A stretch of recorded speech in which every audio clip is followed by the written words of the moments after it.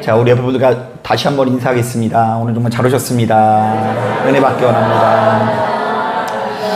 예, 감사합니다. 이 자리에 참석한 저와 여러분들의 심령 가운데 주께서 허락하시는 평안과 기쁨이 함께 하시기를 주님의 이름으로 축복합니다.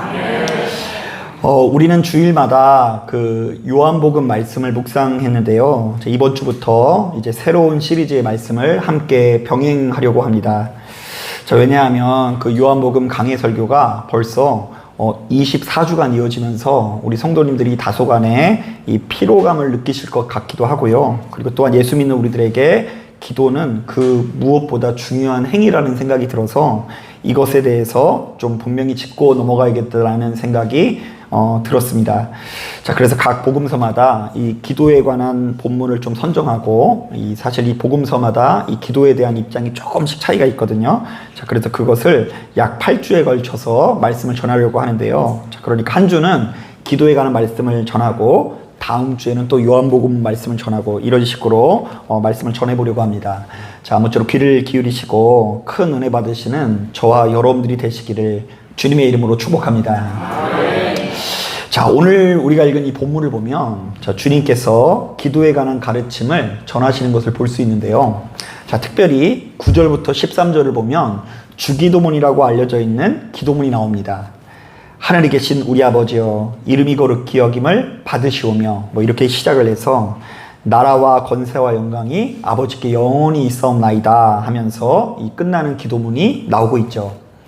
자, 오늘날 우리들은 바로 이 기도문을 주로 예배가 끝날 때 사용하는 일종의 의례서처럼 여기지만 바로 이 기도문에는 그리스도인들의 정체성을 규정하는 내용들이 가득합니다.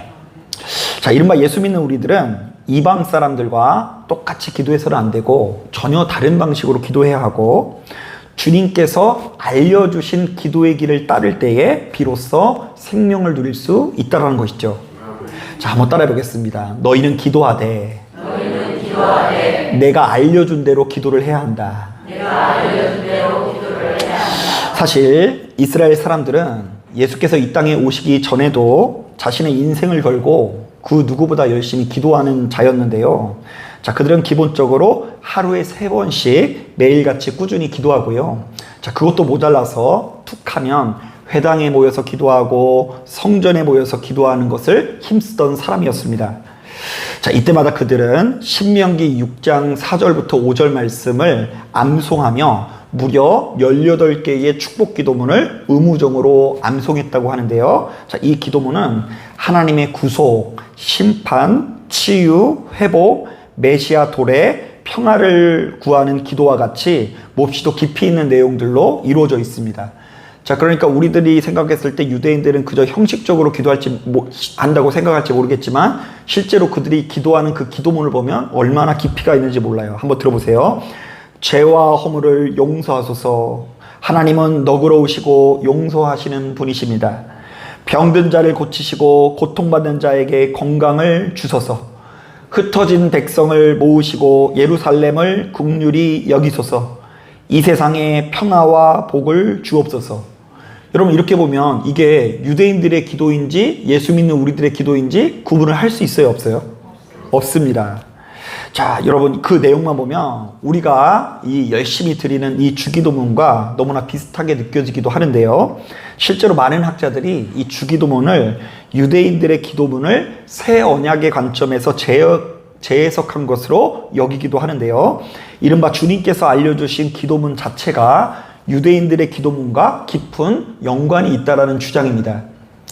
자, 그러니까 오늘 본문을 꼼꼼히 묵상해 보면 예수께서는 유대인들이 하는 기도의 내용 그 자체를 문제 삼은 것이 아니라 그 기도를 드릴 때의 자세와 태도를 문제 삼았다라는 것을 알 수 있는데요. 자, 먼저 우리 다 같이 5절부터 6절을 함께 읽어보도록 하겠습니다. 5절 6절 시작. 또 너희는 기도할 때에 외식하는 자와 같이 하지 말라. 그들은 사람에게 보이려고 회당과 큰 거리 어귀에 서서 기도하기를 좋아하느니라. 내가 진실로 너희에게 이르노니 그들은 자기 상을 이미 받았느니라. 너는 기도할 때에 내 골방에 들어가 문을 닫고 은밀한 중에 계신 내 아버지께 기도하라. 은밀한 중에 보시는 내 아버지께서 갚으시리라. 자, 우리는 여기서 이 외식이라는 말에 밑줄을 그어야 하는데요. 자, 이것은 헬라어로 히포크리시스라는 말로서 본래 연극 배우가 가면을 쓰고 하는 연기를 말합니다. 자, 사실 우리가 어쩌다 영화를 보면 배우들은 그야말로 다양한 역할을 만나서 아주 실감나는 연기를 펼치지 않습니까? 자, 그러나 우리들은 이미 알고 있습니다. 자, 엄연히 따졌을 때 그 연기는 사실이 아니라 뭐죠? 거짓이라는 것을 알 수 있죠. 자, 그래서 본문에 나오는 외식은 1차적으로 연기라는 의미도 있지만 더 나아가서는 거짓 내지는 위선이라는 의미로 해석해야 합니다. 자, 그런데 당시 시대만 하더라도 무수히 많은 신앙인들이 기도 생활을 마치 뭐처럼 했다고요? 연극처럼 했다고 하는데요. 이른바 그들의 기도는 겉으로는 하나님께 드리는 것 같아도 순전히 주위 사람들에게 자신의 능력을, 자신의 신실함을 보이려고 하는 기도를 했다라는 것입니다. 자, 이것은 바리새인들과 서기관들이 악해서 그렇다기보다는 그들의 사회 자체가 그럴 수밖에 없었는데요. 왜냐하면 유대 사회는 재정이 일치된 사회로서 종교적 권위가 사회적 권위로 이어지는 사회였기 때문입니다. 조금 더 구체적으로 말하면 바리새인들과 서기관들이 주위 사람들로부터 기도를 많이 하는 사람으로 인정을 받을 때에 사회적인 명예와 존경을 받을 수 있고 리더십이 강화되고 더 나아가서는 경제적인 유익을 받을 수 있기 때문에 그들은 반드시 주변 사람들에게 신실한 사람으로 인정받아야 했다는 것이죠. 자, 하지만 주님께서는 바로 이 같은 시대 분위기 가운데 오늘 말씀을 통해서 이렇게 말씀하십니다.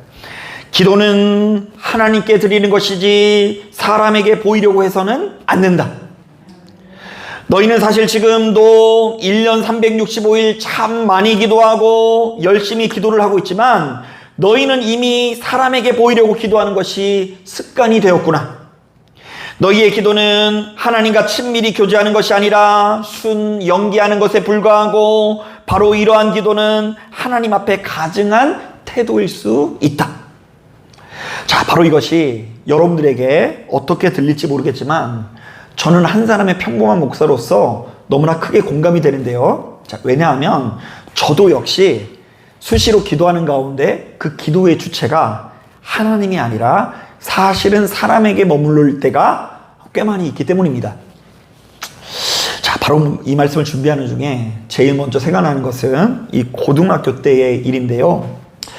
당시에 저는 참 신실한 고등학생이어가지고 그 목요일 때마다 친구들과 함께 그 읍내에 있는 한 교회 가서 이 찬양 집회에 참여하곤 했습니다.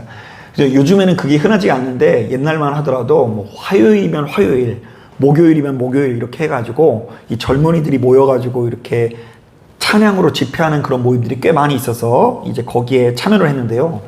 자, 그런데 하루는 그 찬양 집회에 저희 또래 어여쁜 여학생들이 나와서 율동을 하고 무용을 하는 거예요. 그것도 문제더라고요. 찬양을 해야 되는데 앞에 아리따운 여학생들이 막 무슨 커튼 비슷한 옷을 입고 막 춤을 추고 뭐 왔다 갔다 거리니까 그래서 그때 이제 저도 모르는 사이에 그냥 예배를 드릴 때 더 열심으로 기도를 하고 그리고 또 예배를 드릴 때 더 열정적으로 신실한 척을 했는데요. 자, 여기서 문제. 자, 그때 제가 보인 열심은 하나님께 보인 열심일까요? 아니면 앞에 서 있는 여학생에게 보인 열심일까요? 예, 두말할 것도 없이 여학생에게 신실한 척 하려고 하는 열심이었습니다. 자, 뿐만 아닙니다. 이 전도사 때는 또래 친구들과 함께 조금 더 큰 교회에서 사역을 했는데요. 함께 새벽 기도회 내지는 수요 예배 참석을 하면 서로 약간 의식을 해가지고 평소보다 더 열심히 기도를 하게 됩니다. 사실 이 신학교에서도 매일같이 기숙사에서 살다 보면 그 새벽 기도회를 의무적으로 참여를 하긴 해야 되지만 거기에서 이제 늘상 성실한 마음으로 참여하기는 어렵습니다. 너무 피곤한 마음에 그 예배가 끝나자마자 그 기숙사로 달려간 적도 있고요. 한 번은 예배 들어가면서 기도를 시작했는데 끝나고 보니까 주변에 아무도 없는 거예요. 뭐 11시에요 벌써. 그리고 다리가 저려가지고 일어났는데 저기 누구 한 명이 저처럼 자고 있더라고요. 그래서 깨워가지고 이렇게 다시 돌아갔던 기억이 있을 정도로 이 신학생들이 평상시 새벽 기도 때에 항상 열심히 하기가 쉽지 않습니다. 자, 그런데 이 교회에 와서는 지금 제가 전도사잖아요. 누군가 날 부를 때 전도사님 이렇게 부르면 그게 그렇게 설레이는 소리예요. 자, 게다가 지금 내 옆에 있는 애는 전도사님이긴 한데 중고등부 전도사님이고 저는 아동부 전도사님이면 서로 라이벌 아닙니까? 그런데 성도님들 사이에서 중고등부 전도사는 기도를 많이 하고 아동부 전도사는 기도를 많이 안 한다고 소문이 나면 큰일 나니까 평상시보다 훨씬 더 열심히 기도를 하게 되는데요. 또 여기서 문제. 그때 보인 열심은 하나님께 보인 열심일까요? 아니면 성도님들에게 보인 열심일까요? 두말할 것도 없이 성도님들에게 보인 열심이죠. 자, 그리고 솔직히 말하면 지금도 역시 이 같은 외식으로부터 완전히 자유롭다고 볼 수는 없습니다. 자, 그래도 내가 목사니까 조금 더 기도할 때가 있고요. 그래도 내가 담임 목사니까 성도님보다 더 많이 오랫동안 기도하려고 노력할 때가 상당히 많이 있죠. 자, 그래도 세월이 흘러가면서 하나님께 집중하는 능력이 조금씩 커지는 것 같긴 하지만 어떤 면에서 이 목사라는 직분 자체가 외식하기 참 좋은 직분이라는 생각이 들기도 합니다. 그래도 목사님이 좀 기도하는 모습을 보여야지 설교를 들어줄 거 아니에요. 자, 사랑하는 여러분, 여러분들은 어떠십니까? 여러분들의 기도는 하나님과 교제하는 시간입니까? 아니면 사람에게 보이려고 연기하는 시간입니까? 이거 조심해야 되는 게 뭐냐면요. 우리도 모르는 사이에 사람에게 자꾸 연기해버리다면 그것이 습관이 될 수 있어요. 자, 그러니까 하나님을 늘상 염두하는 것이 습관이 되는 게 아니라 교회에 오면서부터 나갈 때까지 누구한테 어필하는 습관? 주변에 있는 사람에게 어필하는 습성이 우리에게 몸에 뵐 수 있다는 것입니다. 자, 그러니까 여러분 이 예배든 기도든 간에 이 예배나 기도의 주인공 되시는 분이 하나님이신 것을 기억하시고 우리의 레이다가 항상 하나님 앞에 서 있기 위해서 노력할 수 있는 여러분들이 되길 바랍니다. 자, 그런가 하면 이 7절부터 8절을 보니까 주님께서는 이스라엘 백성들이 기도할 때 보이는 또 하나의 태도를 지적하시는데요. 자, 우리 다 같이 7절 말씀, 8절 말씀 같이 한번 읽어보겠습니다. 시작. 또 기도할 때에 이방인과 같이 중언부언하지 말라. 그들은 말을 많이 하여야 들으실 줄 생각하느니라.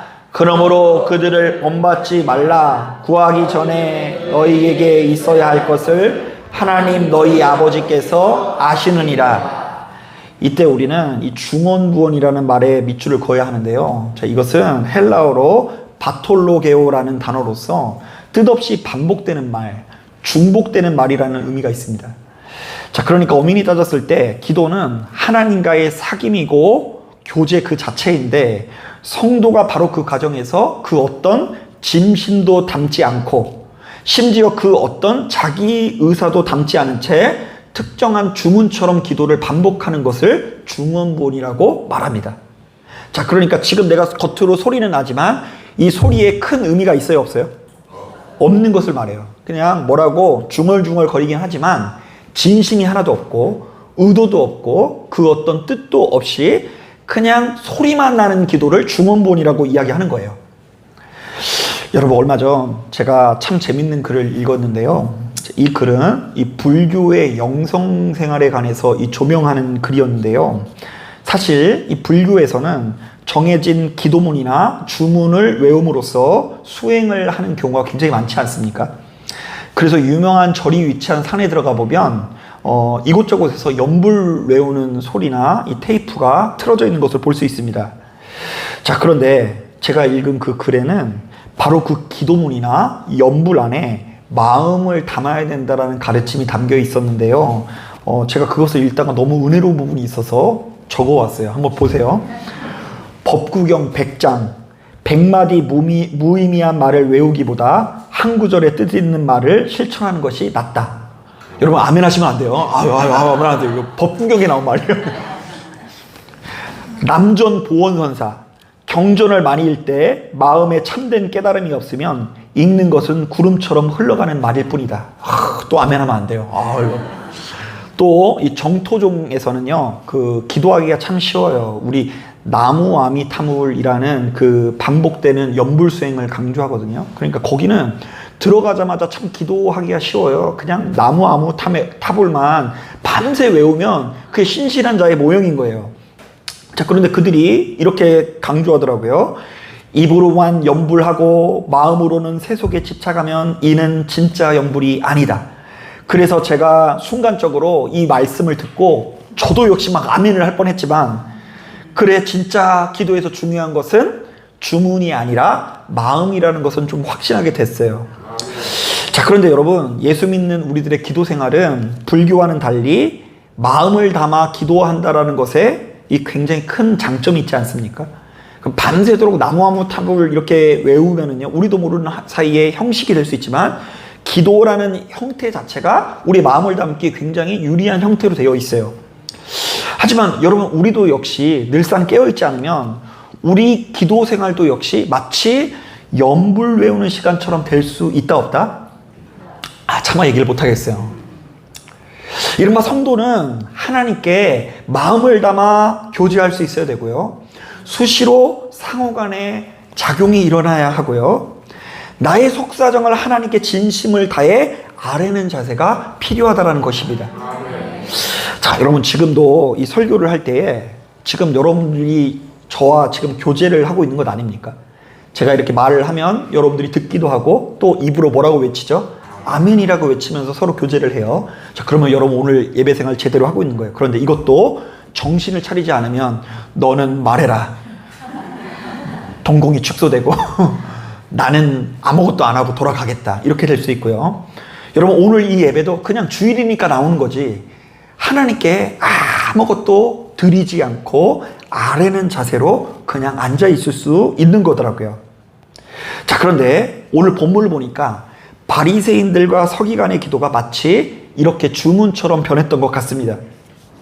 그들은 나름대로 더 오랫동안 기도하고 더 많이 기도하고 더 열정적인 기도를 했을지 모르겠지만 바로 그 기도에 마음이 담기지 않았다라고 하는데요. 자, 그래서 7절을 보니까 주님께서 그들에게 이렇게 말씀하십니다. 너희들의 기도는 마치 이방인들의 기도와 같다. 이방인들은 자신들이 섬기는 신들과 인격적인 교제를 나눌 생각을 조금도 하지 못한 채 시종일관 더 오랫동안 기도하고 더 많이 기도하고 더 열정적으로 기도해야 복을 받는다고 생각하지만 너희는 그렇게 기도하지 마라. 하나님께서는 너희가 기도하기 전에도 이미 다 알고 계신 분이시고 하나님께서는 말이 아니라 마음을 받으시는 분이시니 너희는 한마디를 기도해도 진심을 담기 위해서 노력하라. 그래서 사실 저도 이것을 깨달은 이후에는 누군가가 찾아와서 목사님, 제가 기도하고 싶은데 도대체 어떻게 기도를 해야 되죠? 라고 물으면 보통 이렇게 기도합니다. 이렇게 기도하시면 됩니다. 주님, 죄송합니다. 잘못했습니다. 고맙습니다. 사랑합니다. 나는 연약하니 도와주소서. 이렇게 기도하면서 거기에 마음을 담으면 됩니다. 라고 조언을 해요. 그런데 이런 얘기를 아멘 하시는 분이 별로 없어요. 보통 이런 기도는 별로 시원치 않은 기도이고 정말로 하나님께서 받으시는 기도는 좀 다른 기도이고, 더 성도는 어쨌든 성령 충만한 성도는 더 오랫동안 기도하고 많이 기도하고 열정적으로 기도해야 된다고 생각을 합니다. 자, 바로 이런 차원에서 통성으로 하는 기도, 방언으로 하는 기도는 거의 필수처럼 느껴지고요, 훨씬 더 수준 높은 기도 생활처럼 느껴질 수 있죠. 하지만 여러분, 제가 매일같이 기도하면서 깨닫게 된 것이 있는데요, 남들이 봤을 때는 아무리 유창한 기도라고 할지라도 그 기도에 얼마든지 마음이 담기지 않을 수도 있더라고요. 남들이 봤을 때는 유창하게 기도를 한다 안 한다? 한다. 그러나 나는 알아요, 거기에 마음이 담기지 않은 거를. 심지어 여러분, 우리가 방언으로 옆에서 누가 랄랄랄라 기도하고 있으면 대단해 보일지 모르겠지만 그 방언으로 기도하는 중에도 전혀 딴 생각이 가득할 수도 있다라는 거예요. 인간이 그런 존재예요. 겉으로는 랄랄라 하면서 열정적으로 기도하고 있지만 속으로는 오늘 점심에 뭐 먹지? 하나님 뭐 하나님 생각 안 하고 누구 미운 사람 막 그 사람을 향해서 보복하는 상상을 하면서 막 기도하고 있는 것일 수도 있다니까요. 그렇기 때문에 우리는 우리의 기도를 받으시는 분이, 지금 내가 기도하는 것을 지켜보고 계신 분이 누구인지를 명확히 이해해야 되는데요. 다시 한번 따라해 보겠습니다. 너희는 사람에게 보이려고 기도하지 말라. 한 번 더 따라하겠습니다. 너희는 하나님을 알지 못하는 이방인처럼 기도하지 말라. 예, 여러분, 목사님에게 보이려고 기도할 필요도 없고요. 주변에 있는 성도님들에게 내가 신령한 사람이라는 거 인정받으려고 기도할 필요도 절대로 없어요. 자, 사랑하는 여러분, 가만히 보면 기도의 중심이 하나님이 아니라 사람에게 머물러 있을 때 그 기도는 크게 오염되는 경우가 많이 있습니다.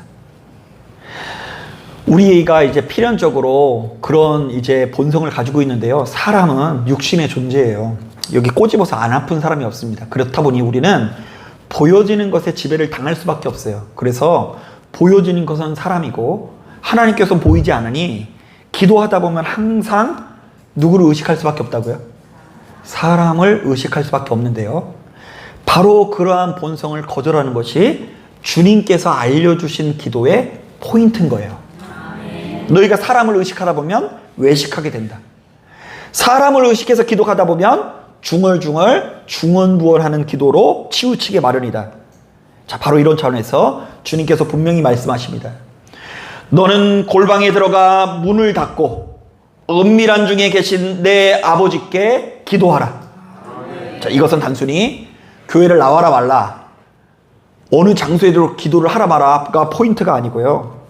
지금 내가 누구를 향해 기도하고 있는가, 내 기도를 듣고 계신 분이 누구인지를 다시 한번 점검해 보라는 메시지입니다. 유대인들아, 너희 기도 내용은 참 좋아, 잘하고 있어.